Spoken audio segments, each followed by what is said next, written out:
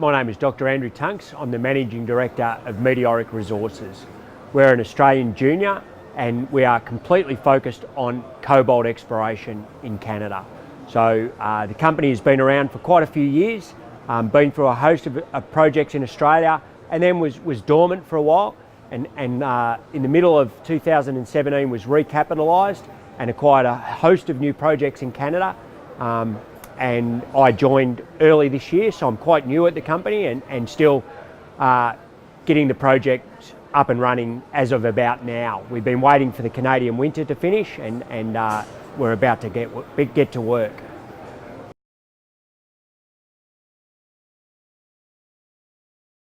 These were a selection of new assets generated through project generation in Canada by a group called Oryx Geoscience.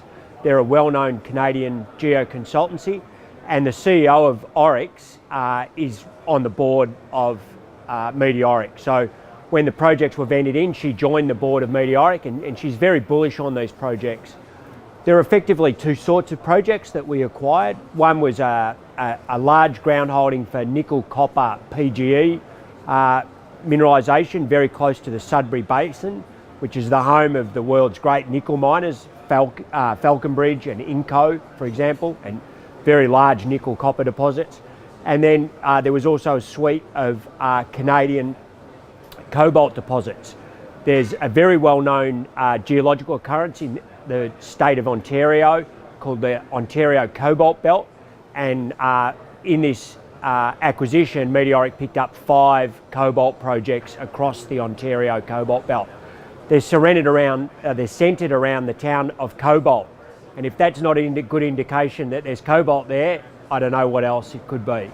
So late last year, having acquired the projects, the company very much initially concentrated on the copper nickel PGE and completed some quite successful drilling at Midram, and we announced those results early in the new year, but they didn't do any work on the cobalt. I took over the job as MD in January, and I've changed the focus of the company.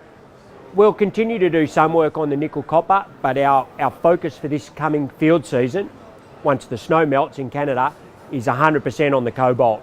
So we've got 5 projects over there. We've got a great team led by Tony Cormack, who's a well-known sort of cobalt specialist and was involved in battery minerals acquisitions in this very area, Island 27, some of their high-grade cobalt assets.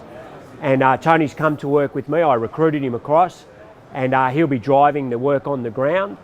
And really, Tony landed in Canada about 3 days ago, and we're just about to start work. So very exciting time for us.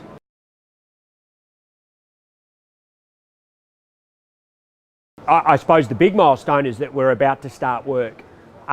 All our cobalt projects are zones of historic production. So these geologically are known as the 5-element veins, and they've been mined by small-scale prospectors, but mainly for their silver content. So the 5 elements were silver, cobalt, copper, nickel, gold, but they were particularly high in silver and cobalt. And so I think there was something like 500 million ounces of silver and tens of millions of pounds of cobalt mined in this district. Very, very high grades. So sometimes it's called primary cobalt, but that's not strictly true. It is associated with silver, but grades up to 10%. So some of the world's highest grade cobalt occurrences. The project where we're starting is a project called Mulligan, and our own sampling has revealed grades of in excess of 10% cobalt. They're narrow systems. They're more like gold veins than, so they're narrow linear veins, but there's ample evidence at Mulligan in particular. There's large, extent of strike, and really what we're doing as soon as the snow melts is we'll be doing our initial IP, induced polarisation survey, and then we'll be going and drilling the targets that we generate, which is as simple as drilling under the old working. So exploration 101, really.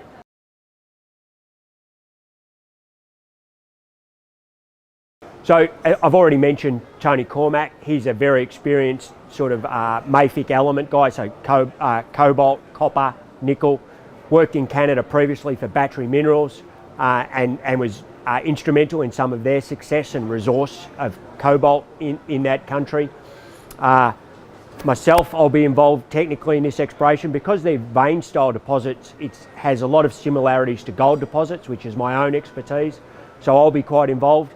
And then we'll be using the Canadian team, Oryx Geoscience. They generated the projects. They've done a great job. These are not just pegging old ground where there was production, but there's been a lot of thought go into the styles of mineralisation, the orientations, etc. So we're very happy to work with them, and they provide the grunt work that's going to enable us to fast track our news flow from these projects over the coming months.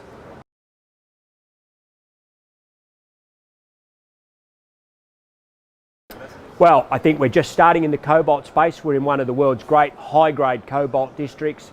Every project we have has historic production, some incredible grades, and you can expect some spectacular news flow out of us over the next few months.